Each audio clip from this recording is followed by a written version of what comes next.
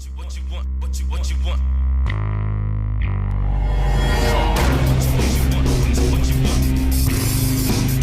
up, my little TCL, Scorpion72, and today we're going to take a look at DC Comics Icons DEADMAN from DC Collectibles.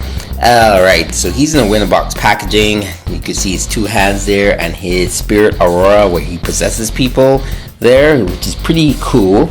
Here you see number 2 says DEADMAN from Brightest Day, and then you have this all the figures are in wave 1, and that's pretty much it for the packaging. There's a lot of room in here, so you never know what they could put in the future. I just wanted to point that part out. And another thing is, I always find it's weird and strange and pretty out there that DEADMAN always seems to make it in a lot of the major lines lately, like Brightest Day, like he did back in the DC Collectibles line. He was in there, and he even made it into DC Universe Classics. So DEADMAN seems to be one of those ones that always seem to get in the line, which is okay, but it kind of makes me wonder why we can't get some of the other people always in the line, like Weather Wizard or Heat Wave. Those are some classic Flash villains that would have been cool to get in the line, among many others. Anyways, without further ado, let's see what DEADMAN's all about. Alright, so now we're going to take a look at DEADMAN. And I kept him in this pose just to show you the articulation of the DC icons. And yes, he is cross-legged. So it can be done. It's really cool. So even without the thigh swivel, you can get them to cross their legs. So then again, it comes down to they really focus on making this move like the real human anatomy type thing. So DEADMAN here just had his leg popped off by doing that. Now it can easily pop back in, and voila.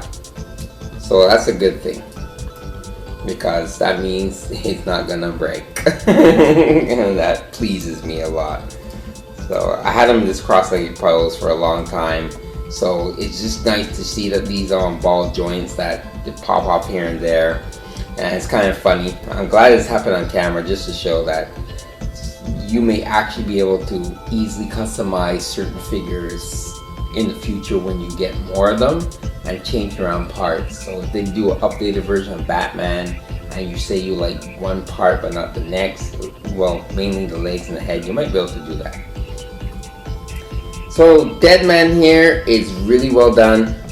I like his paint on him. There's no smudges. The white D is the white here on his cowl. There's nothing here. The cowl seems to be like a separate piece that they put in there, which seems to be a way of doing DEADMAN, and it's really nice. You have the really dark red gloves and boots, and then you have a burgundy type uniform with a red collar and stuff inside. Articulation is pretty much the same. His hands go outwards.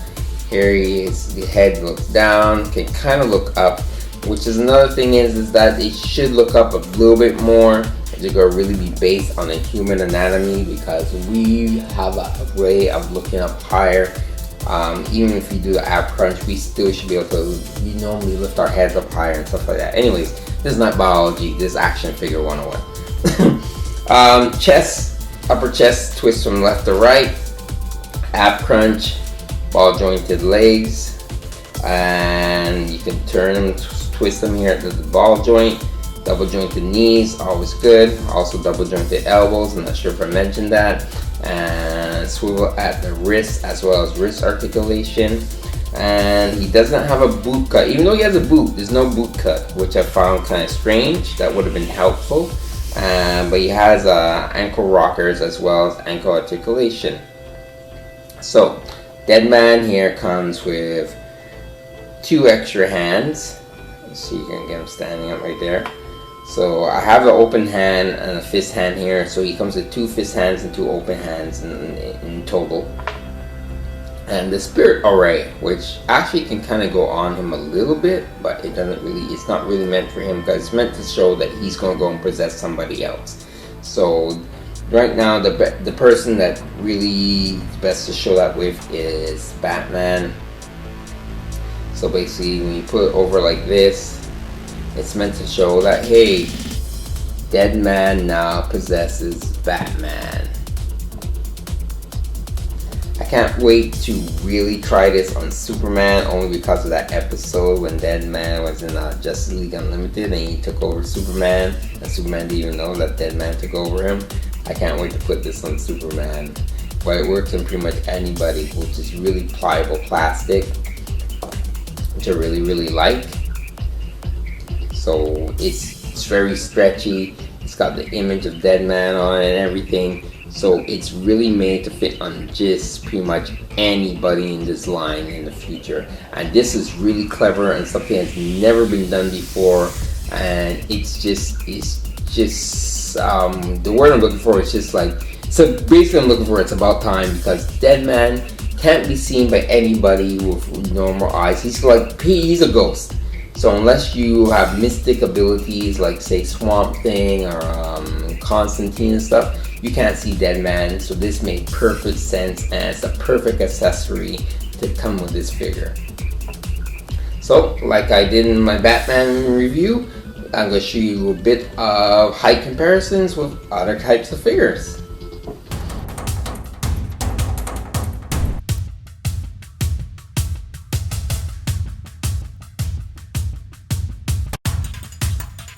So there you have it.